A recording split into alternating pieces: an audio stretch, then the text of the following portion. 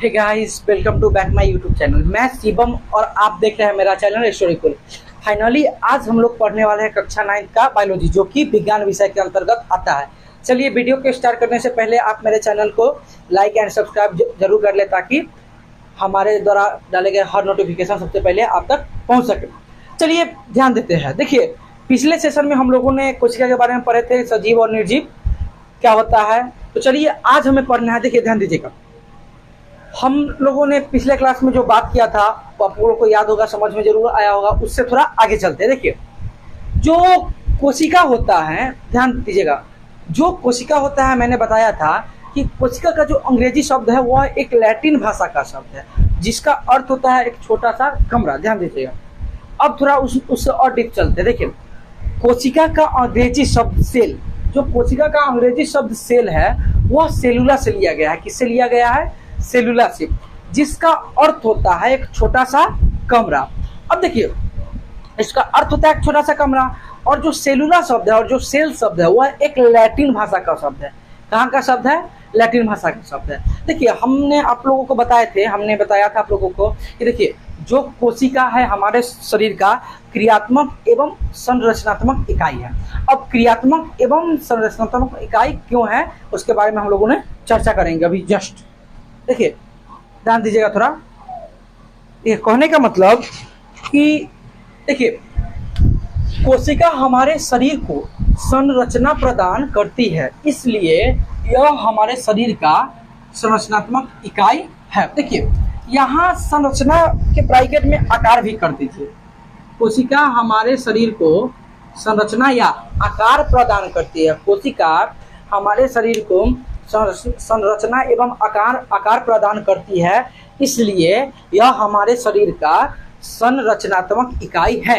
अब देखिए अगला है, कोशिका हमारे शरीर का, देखिए हमारे शरीर का सभी कार्य कोशिकीय स्तर पर होते हैं, इसलिए यह शरीर का क्रियात्मक इकाई है। देखिए, कोशिका मतलब कि हमारा शरीर का जितना भी कार्य है वह सभी कोशिकीय स्तर पर होते हैं, इसलिए इसे हम लोग क्रियात्मक इकाई कहते हैं। अब समझिए, देखिए हमारे शरीर को आकार प्रदान कर रहा है, कोई मोटा है कोई पतला है, कोशिका की वजह से है। तो जो हमारा शरीर का संरचना है, पतला है कि मोटा है, ये सब कोशिका पर निर्भर करता है। तो देखिए, तो कोशिका हमारे शरीर को आकार प्रदान कर रहा है, इसलिए यह हमारे शरीर का संरचनात्मक इकाई है। कोशिका हमारे शरीर को क्या करता है? संरचना प्रदान करता है, इसलिए यह संरचनात्मक इकाई है। अब देखिए, हमारे शरीर का जितना भी कार्य है वह सभी कोशिकीय स्तर पर होते हैं। हमारे शरीर का जितना भी कार्य है वह सभी कोशिकीय स्तर पर होते हैं। सांस लेते हैं, सांस छोड़ते हैं, जो श्वसन की क्रिया होता है, जो ऊर्जा बनता है, जो हमें प्यास लगा फिर पानी पिए तो प्यास मिट गया, ये सभी कोशिका का ही देन है। तो हमारे शरीर में जितना भी कार्य कोशिकीय स्तर पर होता है, इसलिए हमारे शरीर का क्रियात्मक इकाई है। चलिए नेक्स्ट देखते हैं। देखिए, कह रहा है कि कोशिका में स्वतः जनन करने का सामर्थ्य होता है, मतलब कि कोशिका स्वतः जनन करता है, स्वयं जनन कर लेता है। अब देखिए, आप लोगों के मन में एक सवाल उठना चाहिए कि सर, हम लोग कोशिका से बने हुए, हम लोग का जो मूलभूत इकाई है वो कोशिका है, सबसे छोटी इकाई कोशिका है, लेकिन कोशिका किससे बना होता है? हम लोग तो कोशिका से बने हैं, तो कोशिका किससे बना होता है? देखिए, कोशिका जो बना होता है पहले से उपस्थित कोशिका से बना होता है। उसके बारे में हम लोग आगे चर्चा करेंगे, जो कि कोशिका सिद्धांत में हम लोगों को पढ़ना है। अब अगला टॉपिक है, सभी सजीव कोशिका के बने होते हैं। अच्छा बताइए, कोई भी सजीव जीव हो, गाय हो, भैंस हो, बैक्टीरिया हो, मनुष्य हो, जितने भी है, कुत्ता हो, बिल्ली हो, सभी कोशिका के ही बने होते हैं। चाहे पेड़ पौधा हो, जितने भी सजीव है वो सभी किससे बने हैं?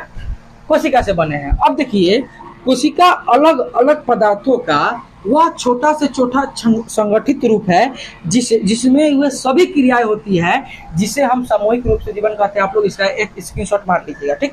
देखिए, कह रहा है कि कोशिका अलग अलग पदार्थ का, मतलब कि कोशिका बहुत सारा पदार्थ से मिलकर बना हुआ है, जो कि छोटा से छोटा एक संगठित रूप है। कोशिका भिन्न भिन्न पदार्थों का, अलग अलग पदार्थों का एक छोटा से छोटा संगठित रूप है, जिसमें वे सभी क्रिया होती है, जिसे हम सामूहिक रूप से जीवन कहते हैं। चलो भाई, जीवन जीने के लिए श्वसन की क्रिया होना आवश्यक है कि नहीं है? पोषण, उत्सर्जन, परिवहन, ये सभी आवश्यक है। तो ये सभी क्रियाएं होती है, इसलिए कोशिका के बारे में अब इतना ही।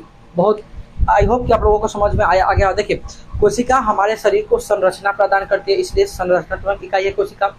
हमारे शरीर का जितना भी कार्य है कोशिका सब होते हैं, इसलिए क्रियात्मक इकाई है। कोशिका स्वतः जनन करने का सामर्थ्य रखता है। कोशिका जो होता है सभी सजीव कोशिका के बने होते हैं। कोशिका अलग अलग पदार्थों का वो छोटा से छोटा संगठित रूप है जिसे हम सामूहिक रूप से जीवन करते हैं। अब समझिएगा आगे। देखिए थोड़ा एक स्टेप मैं आप लोगों को बताना चाहूंगा, ध्यान दीजिएगा। देखिए जो कोशिका जो होता है, पहले समझिए, ध्यान दीजिए।